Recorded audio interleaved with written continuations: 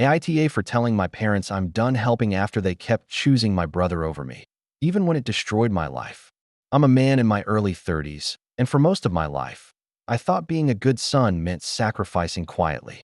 I was raised in a family where responsibility wasn't shared equally, it was assigned. My younger brother, Aaron, was the golden child.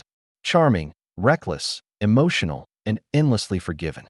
I was the backup plan, the fixer, the one who was mature enough to understand every time my parents asked me to give something up for him. If Aaron needed help with school, I tutored him. If he crashed the car, I covered the deductible. If he quit a job, I helped with rent. My parents framed it as love, but it always felt like obligation wrapped in guilt. They praised me for being dependable, but dependence isn't the same as appreciation. It's just exploitation with better manners. Things really escalated after I landed a stable job in my late 20s. I finally had savings, a routine, and a sense of control over my life. That's when my parents' requests turned into expectations. They'd call and say things like, "Your brother's going through a phase," or "You're doing better, so it's easier for you." I told myself it was temporary. I told myself family looks out for family. Then Aaron decided to start a business. Not a plan, an idea. No research, no budget, just vibes. My parents were ecstatic and immediately volunteered me as financial support. I said no, carefully and politely. They didn't take it well. My mom cried. My dad lectured me about loyalty. Aaron accused me of being jealous. Against my better judgment, I compromised. I loaned him money with clear terms. He promised to pay me back.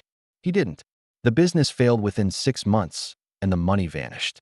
When I asked about repayment, my parents told me to let it go because family shouldn't put each other under pressure.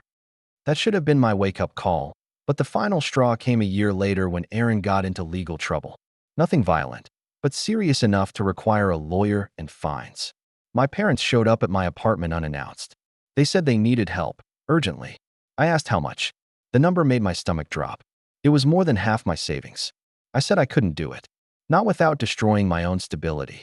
My mom said, "If you don't help, this could ruin his future." I replied, "What about mine?" My dad said something I'll never forget. "You can recover." He can't. In that moment, I realized my role in the family wasn't son, it was safety net. I refused. Calmly, firmly. I offered to help find resources, payment plans, anything that didn't involve draining my life. They called me heartless. Aaron sent me a long message accusing me of abandoning him when he needed me most. Extended family started reaching out, telling me to be the bigger person. One aunt said, "You've always been strong. Why stop now?" Because strength without limits becomes self-destruction. Because I was tired of being the solution to problems I didn't create. Because every time I helped, it taught them I'd always help, no matter the cost. I took a step back. Then another. I stopped answering calls that were just demands disguised as concern. I stopped sending money. I stopped explaining myself. The silence was loud at first. Holidays were awkward, then non-existent.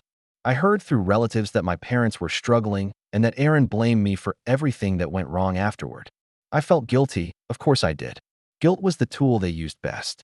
But something else grew too, relief. My savings recovered. My mental health improved. I slept through the night. I stopped flinching when my phone rang. Recently, my parents reached out again, not to apologize, but to ask if I was ready to move past this. They said families forgive. I asked what would change. They didn't answer. They just said they missed me. I told them I missed the idea of a family that didn't treat me like an emergency fund. I said I loved them, but I was done being the fallback. They cried. They said I was punishing everyone. Maybe I am.